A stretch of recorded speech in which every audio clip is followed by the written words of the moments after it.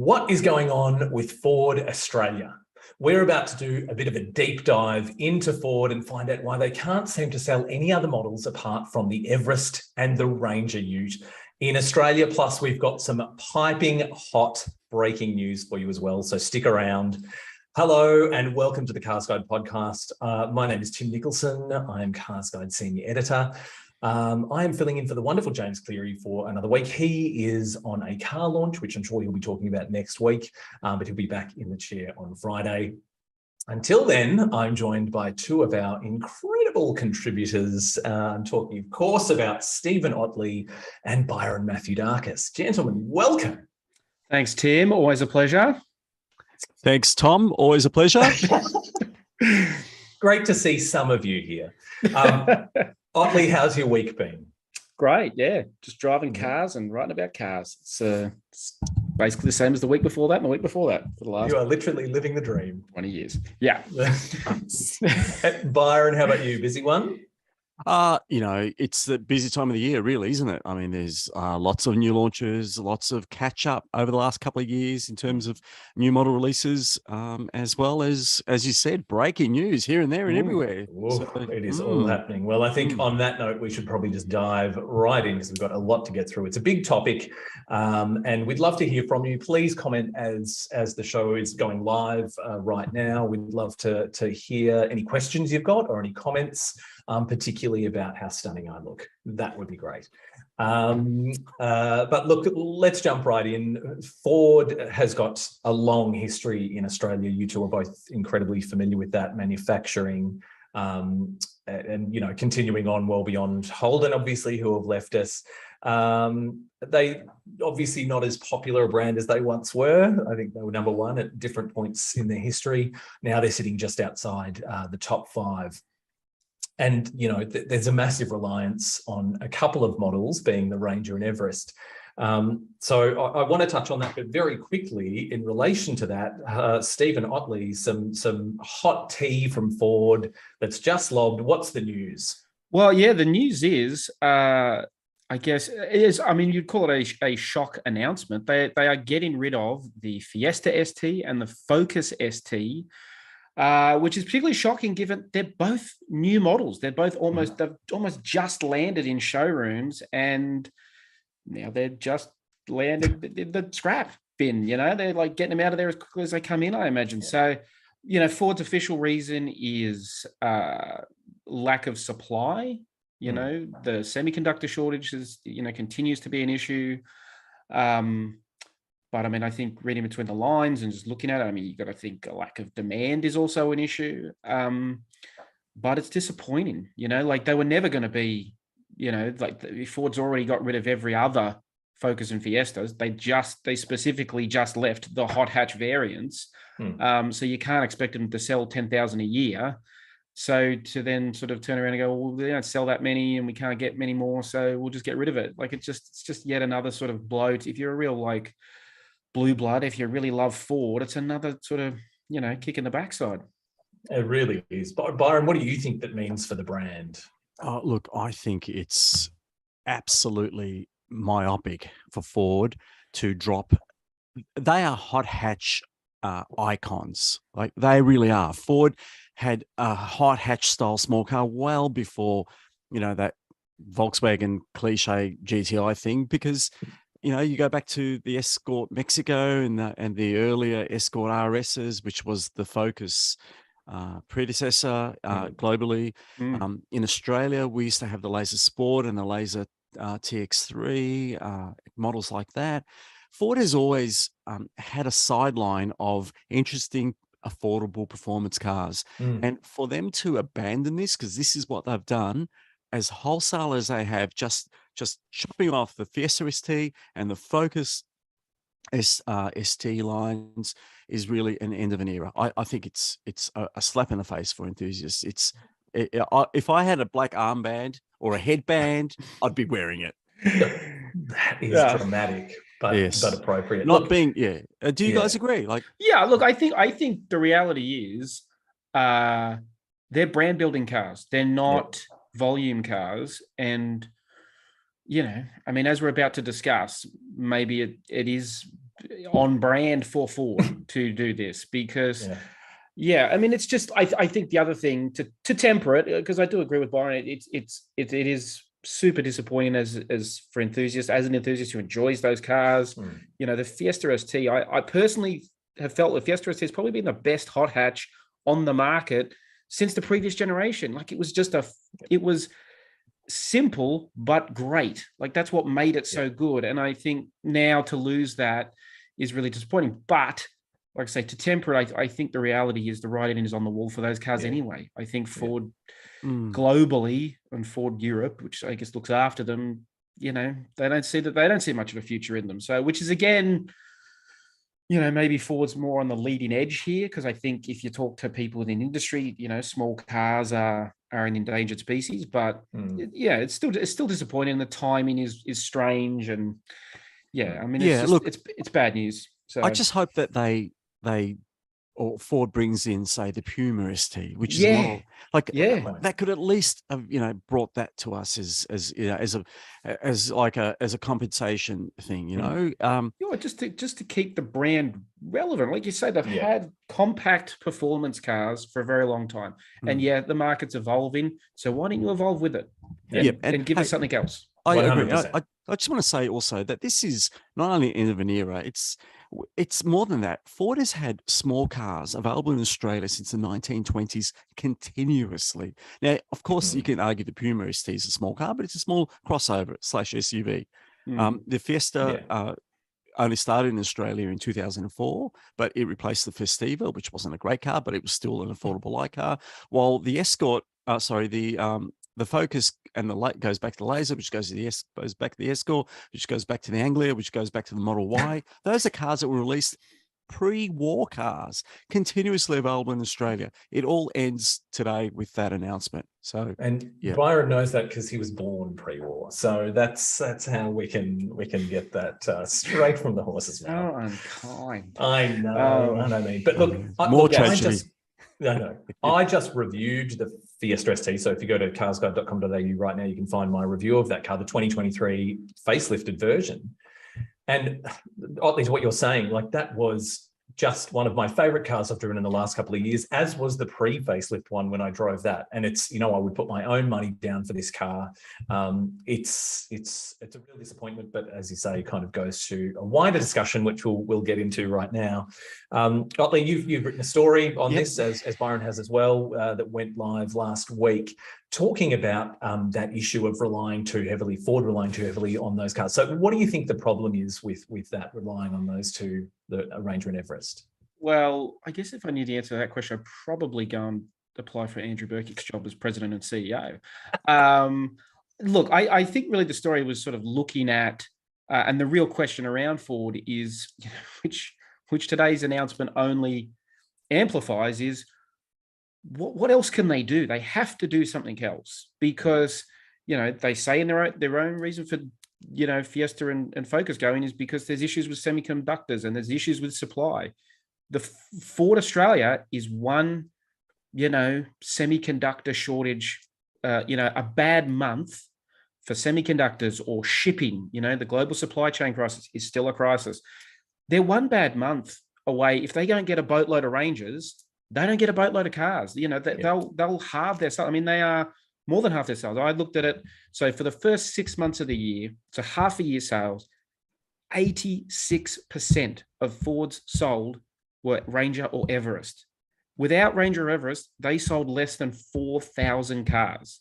That is behind brands like LDV, you know, like that's it. So yes, with Ranger, obviously that's a, you know, you're taking Ranger out of it is a huge thing. You know, it's probably not going to disappear overnight, but without that, you know, that's the context that the Ford Motor Company is in. You know, the Ford Ranger Company is in great health, but the Ford Motor Company without Ranger is a huge question mark. You know, like Honda has had, you know, lots of, you know, stones thrown at it over the last 18 months, changing their dealer structure, changing the way they sell cars. They've still sold over 7,000 cars in the same time that Ford, like I say, you know, imagine a scenario where they don't have Ranger and Everest, outsold, but like sold less than half of what Honda did. So it's just an example of this reliance on one particular platform. You know, the Ranger and Everest, they're basically the same. You know, they're tied together. You know, like what else are they going to do? You know, what else can they sell? You know, now they've gotten rid of their small cars. Puma and Escape was supposed to be this kind of idea. This looking at this story came from even sort of, I guess, back in 2020, looking at it when Puma and Escape were new. You know, I sort of raised the point like, look, this is the opportunity for Ford here. These are new cars. You know, are Puma and Escape class leading? No, but they're not. They're certainly not at the bottom of the table there, and which is where they're really at the bottom of the sales charts. They deserve to be selling better, and they don't. You know, they just can't sell anything that isn't a Ranger or an Everest.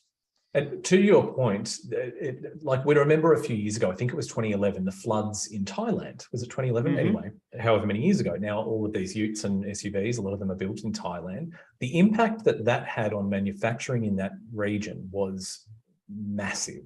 Yeah. So God forbid there's another natural disaster of any kind in Thailand, which is known for them, then they're kind of screwed a little bit. Yes. Byron, I agree with Evie Ottley there. I think that I feel that Toyota, you look at the Toyota example. Look, I'm going on 2021 full sales years.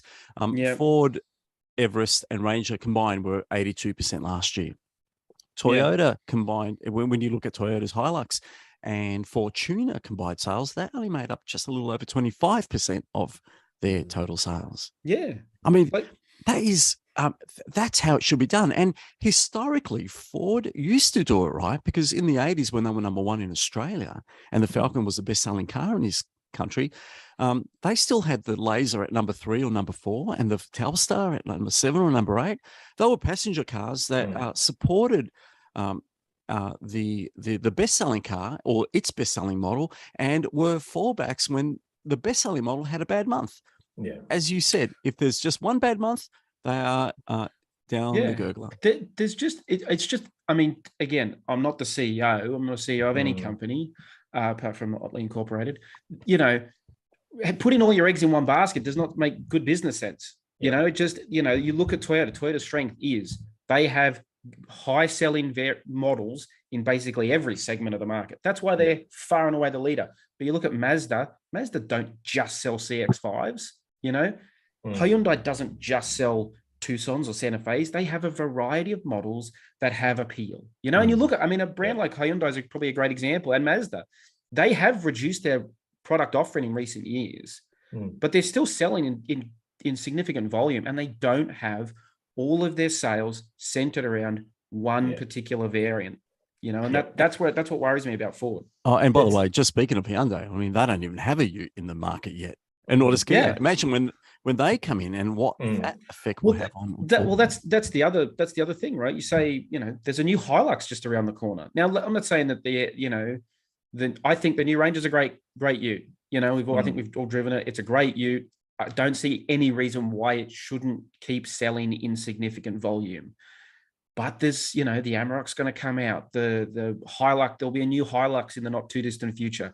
Yeah, Kia and Hyundai will probably have a 1-ton Ute in the not to mention Navara and Triton too. Navara and Triton. So next, there's no like, you know, Ranger was not a huge seller, you know, a generation or two ago, was it? Like it was, you know, it only really exploded in popularity when the previous generation came out 10 years ago. So, you know, things change, you know, who's to say that the new HiLux isn't just amazing and sucks in half of Ford's buyers, you know? So I just think as a brand, they need to look to diversify. Yeah. It's interesting because like we've all probably speaking of the CEO, Andrew Burkich, they don't seem to have a problem with this. They don't seem to see having this one golden goose as an issue. They're just like, sure, we don't care. Like, we're selling a truckload of these things. It's not a problem. So whether that's just really good PR spin or they actually are genuinely like, that's fine. And we've actually got a comment. Chris, who has talked about Ford dealers. So Ford dealers were very unhappy until the Ranger and Mustang came along. Yeah. I mean, I mean, before, you know, when, you know, Falcon obviously was in terminal decline before it was put out of its misery. The Territory, ironically, was a good car, but they've struggled to sort of sell more than one car at a time. They're not really multitaskers. Ford. They can only really focus, pardon the pun, on one particular model. Like it was Falcon, and now it's Ranger. That's what it seems to be, And I think, and to be honest, I think that is belittling Ford. Like, it's harsh. I'm sure they're more than capable of selling more than one car at a time, but they just don't. They just seem to be, I don't know. There just seems to be a problem there somewhere along the line that is stopping them from maximizing their potential.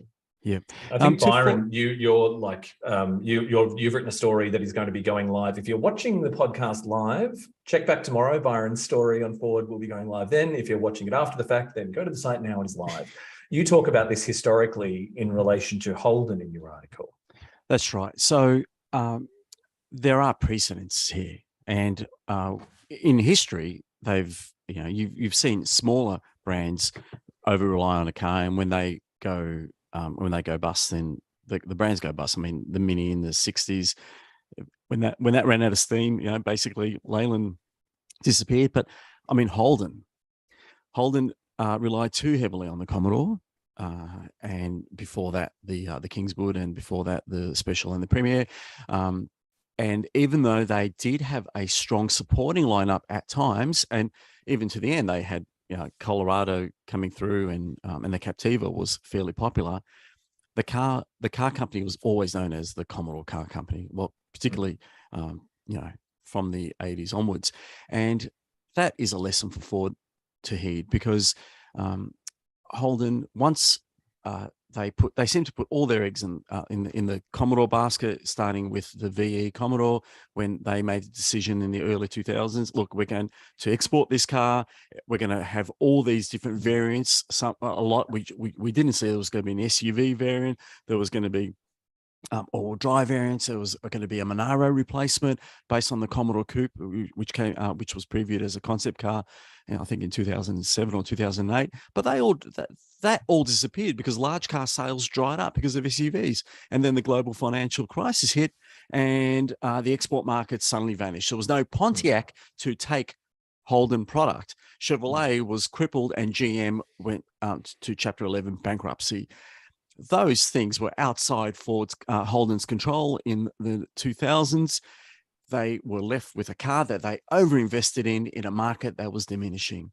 The writing was on the wall. Look, we're going to give Ford some credit here, because Ford was kind of going to go down that route in the late 2000s. They were going to develop a new rear drive platform that was going to underpin an American large car and the next generation Mustang that ended up being the 2014 Mustang. But Ford saw the writing on the wall. They decided, no, we're going to cancel this platform, and Ford Australia instead is going to develop the T6 Ranger platform. And that, of course, saved Ford Australia as far as I'm concerned. Holden had no such luck. I think General Motors left him out to dry, and by 2020, the plug was pulled. Commodore sales evaporated, and when they thought they could put a Commodore badge on the Opel Insignia, in a car that was front-wheel drive and 4-cylinder with an all-wheel drive option, of course, and a V6 engine option as well, Australians just went, no, that's not a V8, that's not a Ute, that's not rear-wheel drive, forget it, that's an imposter. But they also didn't want it. It was a sedan in an SUV world. It was not. You're right. I mean, look, Ford got the timing right, and the Utes are running hot right now. But things change, right? Like that's sort of the point. Is if we'd have said 10 years ago that one of Ford's biggest sellers would be a $70,000 plus high performance off-road focused Ute, you'd probably look at us like we had two heads. But it's great. But I mean, there's no guarantee that in 10 years, that's what people are going to want to buy. We're seeing a flood of electric cars come in. It may be that, look, we're seeing governments finally start to act in Australia and change. So put in all your eggs in one particular basket just doesn't make sense from a business point of view. Yeah, and it's the rich model mix that you mentioned that you didn't that needs to be pointed out as well. Ford makes a lot of money on those Wildtraks and Raptors and Everest titaniums and platinums that they sell, or they get orders for. But that will really affect the bottom line once they start falling from popularity, or new arrivals come in, and the spotlight is shone away from these cars, because that will eventually happen, because that's just the way fashion works, and it's the way the market works. So I think as well, we need to, I don't want this to be like a Ford bashing exercise, because I think we can all agree that what they've done in Australia and the expertise that has gone into this entire program is phenomenal. And we should be proud as a country that we kind of have this capability there. And as we've all said, I've not driven the new Ranger. I believe it's very good. The previous one was segment leading, really. Tim, it's the best. I think it's the best truck in the world.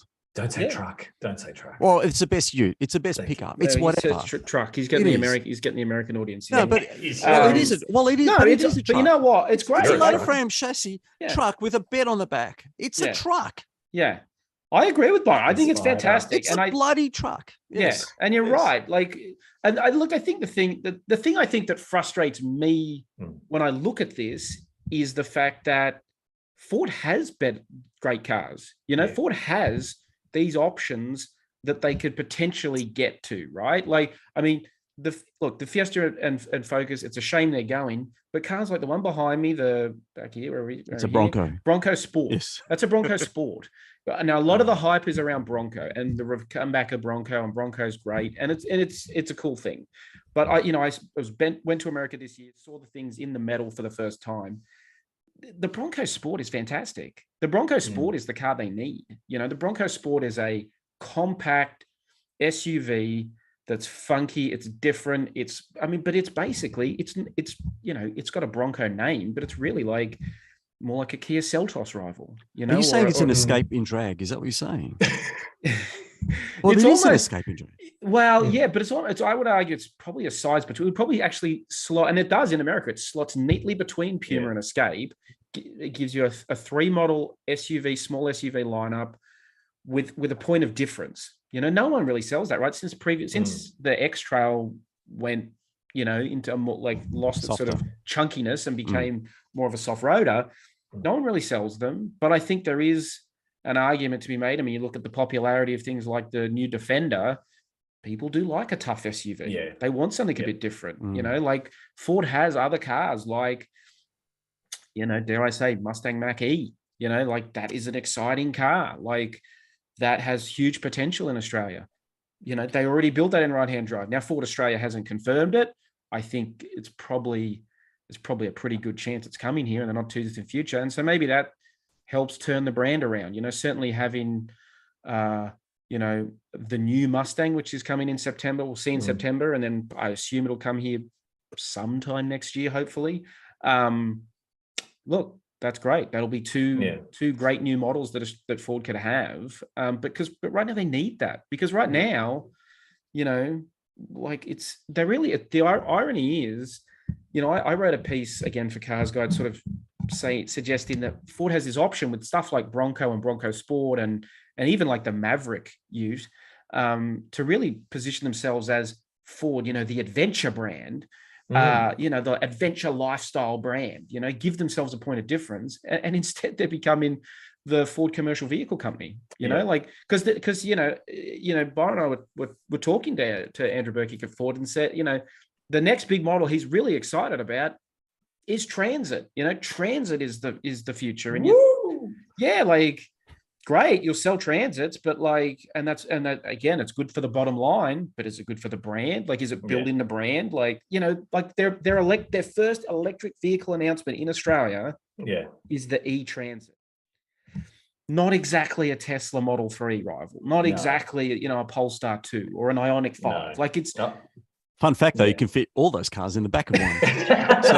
It's true. It's true. They have talked about, obviously, a wider rollout of electric vehicles. And I think you're spot on. We can all agree that the Mach-E is probably going to come here. But Byron, I think there are some other models, Otley's just talked about the Maverick, but what about the Explorer? Do you think that could work here? Well, yeah, that's a great example there, Tim, because the Explorer, like the Toyota Kluger, it competes against in the States, is an American-made 7-seater SUV. The key difference there is that car is actually on a rear-wheel drive platform. It comes with hybrids, and it has performance versions such as the ST. It's not built in right-hand drive, and that is, of course, the big sticking point, as is the sticking point with the Ford Maverick, the small car-based ute. Both of those vehicles would be ideal for Australia. Yeah. The market and the Explorer, which is nothing like the Explorer we used to get, that 4x4 thing that OJ Simpson used to drive. Was that? No, that was a Bronco. No, that was a Bronco. Anyway, Bronco. that was a Bronco. Yeah, that's right. He probably promoted him though. But anyway, going back to the Explorer, that would be that would hit the heart of the market. That would go up against Santa Fe's and Palisades, and it has what Stephen said earlier. It's got that kind of rugged look about it that I think the market is gravitating towards something that's adventure and lifestyle. It's a great size and it's dynamic. It has Ford DNA, dynamicism which we appreciate as motoring journalists and people as owners appreciate when they want a car that's involving to drive. The Maverick, interestingly, is Ford North America's replacement for the Focus, in that it's an inexpensive, urban-based, obviously car-derived front-wheel drive or all-wheel drive hybrid. Now, yes, it's an unproven market in this country, but as Australians, we have a history of having small car-based utes, such as the Subaru Brumby. I think this car would. It might be a slow burn, but I think it would be one of those cars that would grow and become a pillar for Ford Australia. It could be a pioneer. A pioneer. It could be a, like Hyundai could do it with the Santa Cruz. They have their sort of Tucson-based Santa Cruz, which is, from my understanding, it's proving a success in the US market. But the Maverick is selling like hotcakes, and other cliches. I don't, it's a good looking thing. I don't disagree with you. I think it was, but to me, it gets back to, I think this is where maybe the buck stops at Ford Australia is they're not in a position, or they're not, they're just not able to make the case to Ford America. I mean, so Bronco Sport and Maverick, correct me if I'm wrong, Byron, they're still based on the Escape platform, right? They're still based on fundamentally the same platform? Well, Bronco fundamentally, the Escape is on the, the Maverick is on the Focus, the small. I mean, they're all C1 platform. But they're all car-based. Developed. Yeah. I mean, the Bronco, for crying out loud, is based on the T6 platform. That's right. Like somehow Ford in the US engineered right-hand drive out of it. It's not like it had to be engineered into it. Yeah, they've deliberately avoided doing it. Which is nuts. That's one huge job. Like, how did Ford Australia get to the point where we go, well, can we have it? Because we developed it. No, you don't get it. We're taking it now. You don't get to play with it anymore. Down to competition, because the Everest is so strong here. My understanding was they didn't want to have that kind of internal competition. Yes, maybe, but they're different. They're different. They're exactly. 100%. They're very different. And I think the argument they make is, they don't sell many. Jeep doesn't sell many Wranglers. Well, no, but I mean, you're Ford. I mean, you should be able to. You should have the confidence you're going to outsell Jeep, which, to be honest, has struggled for the last 10 years in this market. But to your point, Stephen, I think Australian consumers won't look at a Bronco Sport and go, "Oh, this is hardcore like a Wrangler." No. They're going to look at it and go, "Hang on, this is more suitable to everyday driving, unlike a Wrangler, because the Wrangler is so such a specific function vehicle. Therefore, I could drive it on the to work or pick up the kids during the weekday, and then use it for its light off-road duty capabilities on the weekends." To me, it's a no-brainer. It's just quickly, boys, we've got some great comments. So Stuart Marler's mentioned, so in other words, Ford Australia has problems. The US guys have a full competitive range, just not made right-hand drive and imported here. And Planes, Trains and Dogs and Cars says there's heaps of Ford models made in China. Perhaps the plan is to bring in some of them. I mean, can we see that happening in the future? Yes, of course. We're a global market these days, and Chinese cars are now accepted. There's no real stigma attached to their quality or their reliability, I think. I mean, the Polestar cars are out of China, as most of the Volvo range now, period, for Australia. And obviously, as cost pressures increase and volume demands dictate, like big orders, it's a natural. And I don't think consumers will care in the end, will they? People don't care that their iPhones are from China. People don't care. Everything's half from of China. Volvo's range is from China. It's it's just MG. That's a great point, Tim. Yes. Thank you. Only Byron, Even though I just made that point a second ago. Oh, yes. sorry. I've concentrated on these things. I heard you, Byron. I was listening. Thank you. Evie, sorry, it's been a long day with you two. Look, I do want to say though, I wonder if some of the blame of some of the models that maybe haven't succeeded for Ford in Australia, where Everest and Ranger has, like how much can we blame, their marketing department? Like, I think we'd all probably agree that the full Focus range was a fabulous car, like the wagon, even to the base model. I remember I drove it when it launched. I was like, this is such a good car. Yet I don't think I've ever seen a Ford Focus ad like in that current generation. I haven't seen any promotion of that vehicle. They just didn't give it a chance. Yes, Ottley, you're right. Yeah, small cars diminishing, but don't you think there needs to be some responsibility on promoting these models that are already not top sellers? And the dealers have a responsibility as well, not just the marketing team. I have seen, in their defense, I've had like a lot of like online advertising, like YouTube videos and things like that.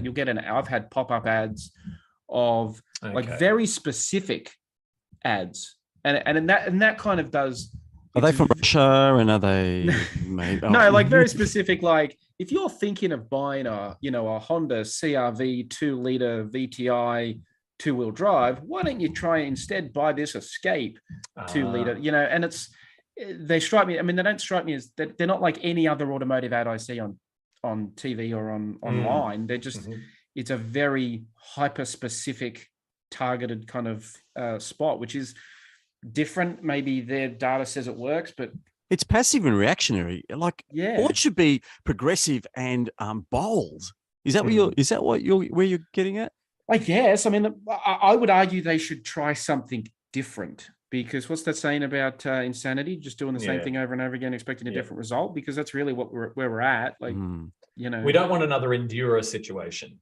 Yeah, that was a treasure. I drove the they called the Edge in the US. I drove the Edge ST in the States a few years ago and loved it. And it was not a red hot performance SUV, any stretch of the imagination, but it had like a turbocharged V6. It was punchy. It looked good.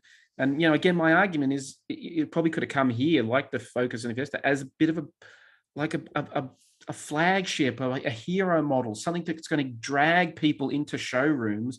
And then they might have selected the cheaper, more sensible version, but there was never any hype around Enduro. They just it came out and it went quite quickly. And it was just like it never really had a chance. Yeah. It was bizarre. Yeah. Back to the comments very quickly. Sorry, Byron. Completely taking a model, this is from Zamuro, completely taking a model out for sale makes no sense. Just make the STs limited order per year. Are they bringing in the Puma ST instead? We talked about this briefly before. Does anyone have any intel on that? I have not heard anything to that effect. No. But you know what? There are EV vehicles coming from Ford. They've said there's a bunch. We're not talking about we're not talking about the Transit and the Mach-E. I'm talking about there will be passenger car sized EVs. Yes, in collaboration with Volkswagen that will be coming, and there probably will be performance versions of those. So this won't be the end of the Ford Performance line, and Ford Performance is a division in itself that produces a Raptor and a whole bunch of other vehicles around the world. So fingers crossed, we will get EVs that are high performance. Fingers crossed we get the Puma ST, but right now it's just pretty much Ranger. I look, as Tim mentioned, we're not trying to bash Ford here. No. And I think, Byron makes a good point. There are these cars that are potentially coming. Nothing's been confirmed, but the potential for Ford in the future, particularly an electric future with these electric vehicles they're developing with Volkswagen, the similar platform that the ID3 and ID4 are based on. in addition to the likes of the marquee, they've got F-150 coming next year. F-150 Lightning is probably, eventually destined for here. There is hope. There is there is hope on the horizon, and hope. But they've really got to get those cars here and then sell them. It can't just be another Focus ST or like you say, Focus all over again. But certainly there's certainly potential and hope in the future. And look, on that note, we will have to wrap up the Ford conversation. We've got a few other things to get through, but thank you, boys, for your insights on that front. And we're going to try a little new thing this week. It is a weekly news wrap. So looking at some of the biggest news stories this week. And of course, if you go to carsguide.com.au, you can find all of these stories and more online right now. I'll kick it off because I'm the host and I can do what I want. We had VFAX, which is Australia's new vehicle sales data lob this week.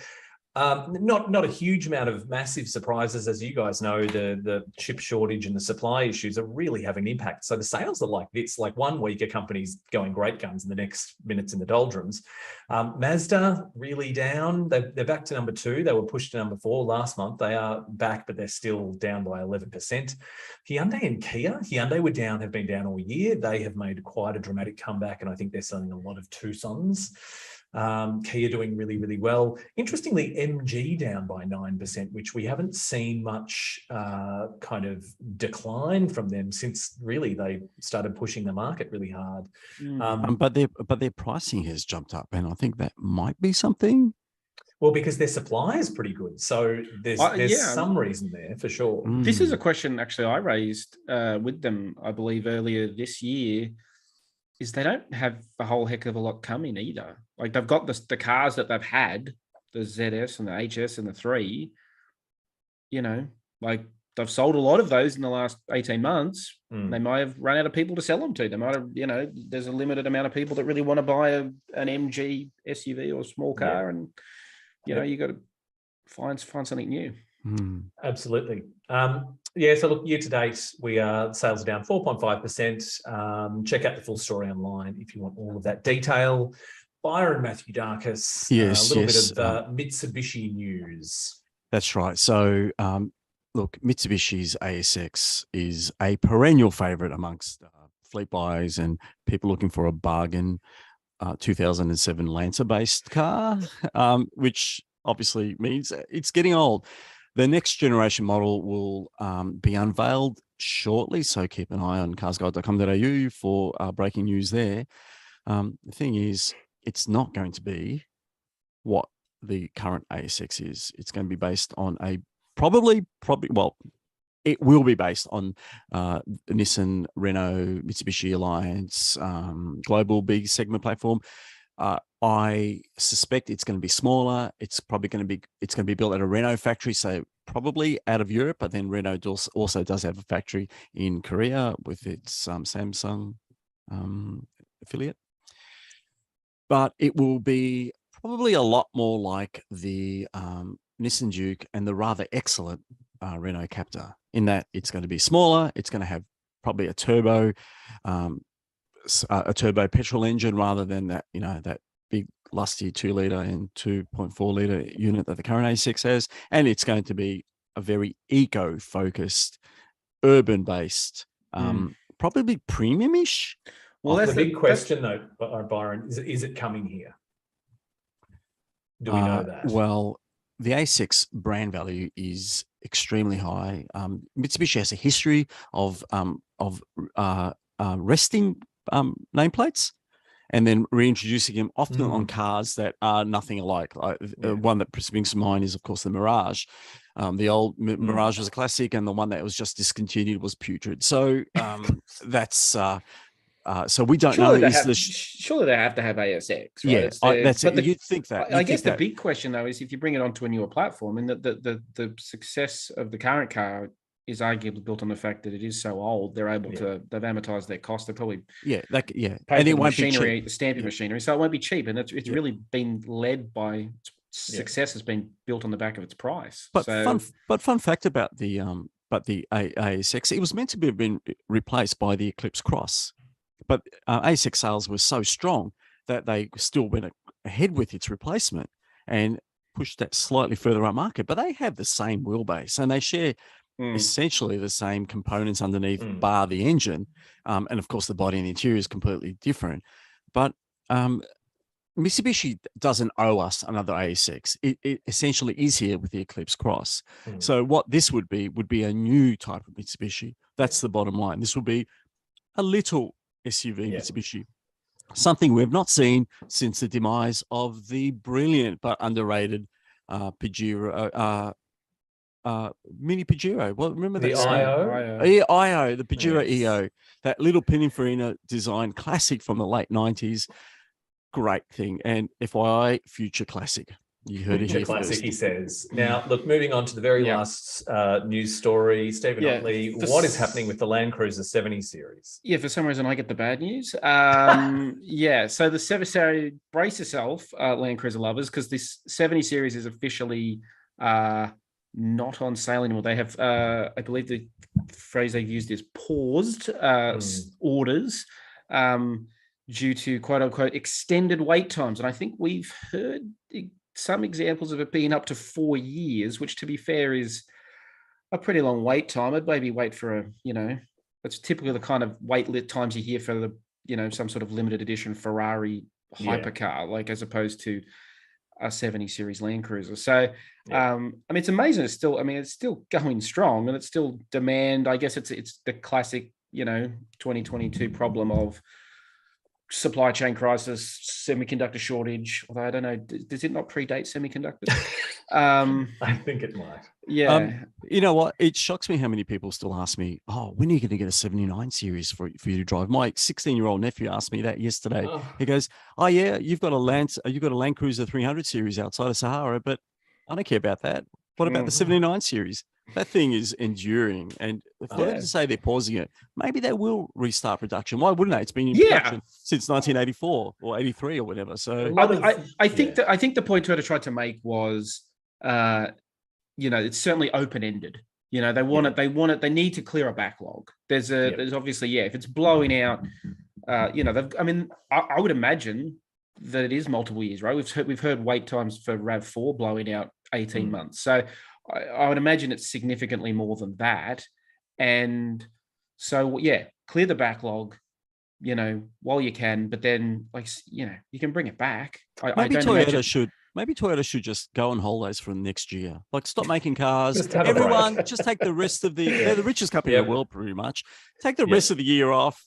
Let the orders get, and then start it again. We'll see. Look, we've got one more comment. De-Atomizer says 4-year wait is nothing. The 70 series looks like it's from the 80s. I would argue it looks like it's from the 60s, but just like you. It's all in the eye of the beholder. Exactly just right. Like you. But look, with that, we have come to the end of the show. Byron Mathioudakis, Stephen Ottley, thank you both very much for being on today. Always thank you, Timmy. Excellente. Did somebody call me Timmy? I called you Tammy. No, okay. Well, that's okay. After thanks, Notch James. Thank you. Yes. Thank you to production megastar Brett Sullivan and publishing guru Matthew Pritchard. If you enjoyed this, please feel free to subscribe to the Cars Guide YouTube channel. We're also on Instagram and Facebook, so check us out there. Or you can email us at comments@carsguide.com.au. RIP, Focus and Fiesta. James Cleary will be back next week. So